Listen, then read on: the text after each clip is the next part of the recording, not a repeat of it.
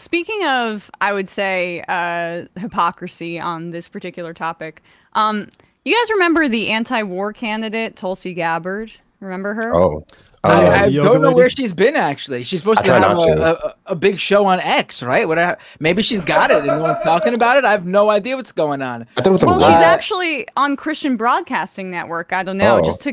because what's amazing here is we looked at the betting odds on Odds Checker the other day for who Trump's VP selection will be, and she, I think, has the second or third best odds, shockingly. No, boo. No Okay, chance. I'm taking that bet. Okay, Yeah, whose money am yeah. I taking? What Right. crypto bro online wants to get? Just send the Bitcoin right to my wallet. I'll figure out how to use it. She's going on CBN, Christian Broadcasting Network, because literally she's like, oh, shoot, I am somebody who is not of the Christian faith. I am a part of like a Hindu nationalist movement and a weird cult started by a guy named Chris Butler, who also had many of the members as a part of my campaign staff. I mean, look away, don't wear it. It's not weird at all. It's not an anti-gay cult. Yeah, anti-gay and anti-Muslim cult, by the way, because there's right. actually been two things that have been consistent in Tulsi Gabbard's political career. She doesn't like gay people, and she does not like Muslim people. And I think that latter one is actually the most consistent thing that she's ever expressed. But she has to go on Christian Broadcasting Network because she wants to appeal to the God Squad so that Donald Trump selects her. That's not going to happen. But this is her attempt, and as I said at the start, she tried to brand herself in the Democratic Party as the anti-war candidate, but she is really not in any way challenging Israel's genocide, and also has some other contradictory positions. But here we go. Posed with the foreign policy challenge without thinking through what is the cost going to be? What is our objective? Does this actually serve the best interest of our country, of our national security, of our economy, the well-being of the American people? Their emotional knee-jerk reaction is like, well, we've just got to go drop some bombs, or we've got to go punish this bad guy, or we've got to go and topple this dictator of this country. So short-sighted, and as we've seen over the last 20 plus years, so often over and over end up putting us in a position where it has undermined our own national security interests and come at the cost of countless lives and American taxpayer dollars. We must exhaust all diplomatic means and measures to deal with these challenges that we face, and they are unique, and there are many on the foreign policy front, recognizing war must be the last resort, and that these decisions must always be made within the context of what is in the best interest of the American people in our country. You mentioned American taxpayer dollars. Is there a difference between funding Israel and funding Ukraine? Like, how do you see that exactly? Great question. I'm just curious about that. Yes, there is a Because very clear radical difference. Islamic extremism is what Israel is on the front lines of every day. Never mind, Matt. Oh my God! Wait, hold on. Pause it for a second. Yeah, I want to hear her. I want to hear her. Yeah, But, that's a great oh my question. God, that was. I mean, that's incredible. That's incredible. Total tease. You Yeah. thought he was getting somewhere actually rational, but remember that this is Christian Broadcasting Network, Yeah. which appeals to evangelicals who need all the Jews to return to Israel so a majority of them can get sent to hell and Jesus can come back. That is their vision for what Israel would represents for them, their messianic psychotic. I want to declare a victory that they even have to say this, though. Yeah. And just, encourage anyone in the sort of fundamentalist circles to really wonder why we are giving billions every single goddamn year to this country. Just go back 10 seconds if you don't mind. Difference between funding Israel and funding Ukraine, like, how do you see that exactly? I'm just curious about that. Yes, there is a Because very clear radical difference. Islamic extremism is what Israel is on the front lines of every day. There is a very real difference, and using Why'd they go there? and there will always be with every unique challenge that we face and that unique decision that must be made. Using those two examples, are we better off increasing and escalating tensions and waging this proxy war against Russia, of which Ukraine has never had any shot at winning, increasing the likelihood of nuclear war? That is counter to and undermining our own national security. What to speak of the fact that we've spent hundreds of billions of taxpayer dollars now for what purpose? For what purpose? Putin was wrong to invade Ukraine. There's no question about it. There's a lot of historical context that went into Palestine, that, but the bottom line is we should have had a president who would have gone in very early and negotiated a peaceful end to that war as quickly as possible. Save lives, save American taxpayer dollars.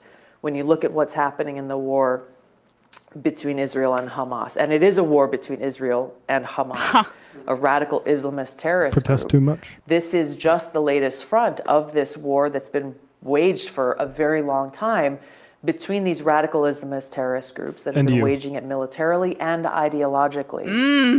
This is in our best interests, as well as all freedom-loving countries and civilization, to take on what is the greatest short and long-term threat to freedom. And yet, Joe Biden just recently pausing weapon shipments to Israel. How do you see that? I mean, there are folks that say he's on the side of Hamas at this point. He is acting out of fear, which is why he has failed, like previous administrations before him, to wage this counter-ideological warfare against this Islamist ideology whose goal is to establish Islamic rule over the entire world, even with what's happening in our college campuses, even knowing that this is Hamas, Al-Qaeda, ISIS, this is their objective. He refuses to call it out for what it is because he's afraid of being called an Islamophobe. Yeah. And it's the same reason why he is not taking seriously the need to defeat Hamas and creating a policy that really, frankly, doesn't make any sense. Yeah. No, just the second you conflate what's happening in Gaza, in the West Bank, in Israel and Palestine as a whole with like the same sort of, I guess, like religious, ideologically based, like you know, things that we're used to hearing about from like ISIS, for example. The second you conflate those two, you right away are basically saying, I have no fucking idea what I'm talking about, because this is not what this is about at all, and it quite frankly never has been. There's a reason why that, you know, there, and this is why it's always been so funny to see Israel be like, oh, is Hamas with their early ads in this most recent conflict, their bombing and airstriking and genocide in Gaza, where like, oh, is Hamas building tunnels to America next? And it's like, well, no, because that's actually never been like I wish. Like have them like dig a new subway line in New York City. Like, Let's that would be nice. Right, yeah. But like, dig away, Hamas. Like, you could argue over the years there have been terrorist groups that had this idea to take out, you know, to have terrorism in Western countries to as retribution, or you know, wage this ideological warfare she's talking about. Why would they possibly be mad at us? What did we ever do? Right. But even Hamas is not that. Like, even Hamas. No. Well, okay, 9/11 objectively was a terrorist attack, right? Like, if we're looking at the definition of terrorism, that was a terrorist attack. That is not the context in which Israel and Palestine exists.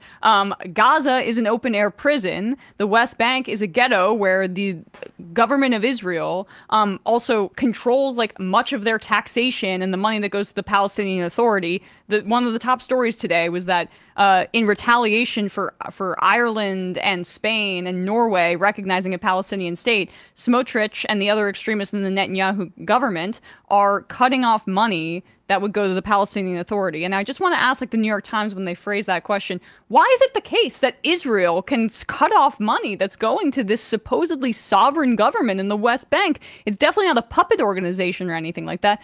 But putting that aside for a second, like, to your point, Binder, they have to, this is just Israeli propaganda, make it seem like they're coming for you next. And Hamas is connected to ISIS. Hamas is connected to Al-Qaeda. All the scary Arabs that were coming after you after 9/11 is also Hamas, as opposed to another kind of propped up organization under Israel's control, basically, because they funnel money through it and have allowed Qatar to send money to Hamas throughout all these years so they could keep calling them terrorists. A puppet or an organization that Israel finds convenient so that they continue to deprive Palestinians of their rights. And so when she talks about it being an Islamist ideology, it just gives away how this is just incredibly racist. And it's about demonizing over a billion people, billions of people in this world as inherently like savage or barbaric and coming for you. And it's just a way to make Zionism more palatable for people who are already primed to be racist towards Muslim people. Yeah, this is all she's ever done too. This is what she was doing against Obama in saying Obama won't say radical Islamic terror. It's just maybe brain dead like Jimmy Dore viewers who might be surprised that she's doing this. And one sec, Brandon, just to put this up really quickly though, like this is her and Rabbi Shmuley. Okay, so people may see this guy as the most hysterical Zionist in the world. And this is not the only picture she's taken with him. I think there are Zionists who don't even like Rabbi Shmuley. Right. They have a relationship that goes back because she, during her time as a Democratic congresswoman, was doing and going to fundraisers put on by Sheldon Adelson, who was one of the, before he died, one of the biggest Zionist kind of funders in this country. She's been a pro-Israel hawk since the outset of her time in Congress, and that's because primarily her goal is like more Muslim people should die.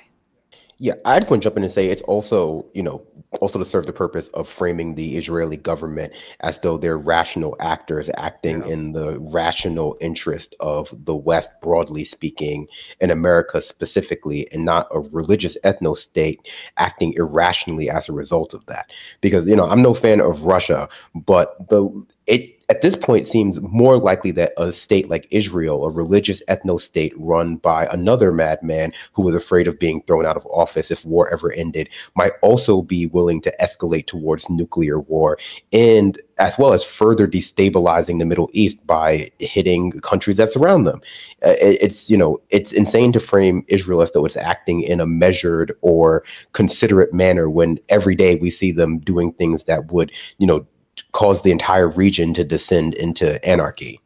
Yeah. I mean the things they're considering is the Go ahead, Benner. You don't think it's fair to be involved in a conflict in Gaza, but then also just randomly decide to airstrike Lebanon and Syria and they're on the front lines against savagery, Bender. It's on the front lines against savages. This is the white man's burden. I did notice, by the way, that she says like to absolve Putin. She mentions in like when she's talking about Ukraine and Russia, she's like, and I think that Putin's wrong for invading Ukraine, but there's a lot of historical context there. And then she goes to talks about Hamas and Israel, and she also brings up, but in the complete opposite way, she's like, listen, you have to understand there's a lot of historical context there. It's just a complete misrepresentation of exactly what's going on in a very sneaky way. Yeah.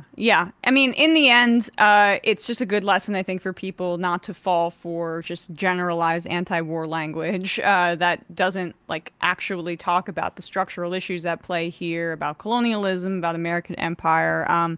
She fooled some people into thinking that she was actually